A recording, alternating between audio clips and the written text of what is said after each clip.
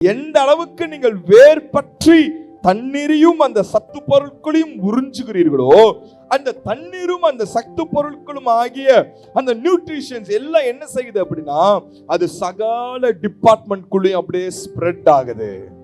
ஹல்லேலூயா சொல்லுவோமா? ஹல்லேலூயா. நீங்கள் பெற்றுக்கொள்கிற தேவ பிரசன்னமும் நீங்கள் அனுபவிக்கிற தேவ சத்தியமும் அது ஏதோ உங்க அறிவை அல்லது ஏதோ உங்க மனதை சந்தோஷப்படுத்துவதற்காக மாத்திரம் தேவன் அதை கொடுக்கிறதில்லை.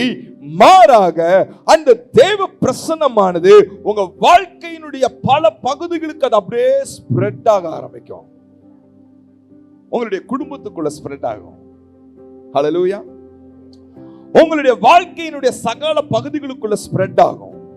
உங்க அறிவு என்ற டிபார்ட்மெண்ட்டுக்குள்ள அந்த தேவ பிரசன்னம் உள்ள வரும். உங்க ஞானம் என்ற டிபார்ட்மெண்ட்டுக்குள்ள வரும்.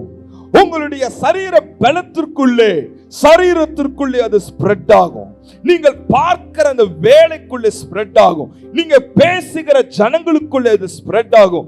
நீங்கள் சபையிலே ஒருத்தரை சந்திக்கிறீர்கள் என்றால் உங்களுக்குள்ள இருக்கிற தேவ பிரசன்னம் ஸ்ப்ரெட் ஆகும். நீங்கள் பார்க்கிற தொழிலுக்குள்ளே அது ஸ்ப்ரெட் ஆகும். தொழில வேலை பார்க்கிறவர்களுக்குள்ளே ஸ்ப்ரெட் ஆகும்.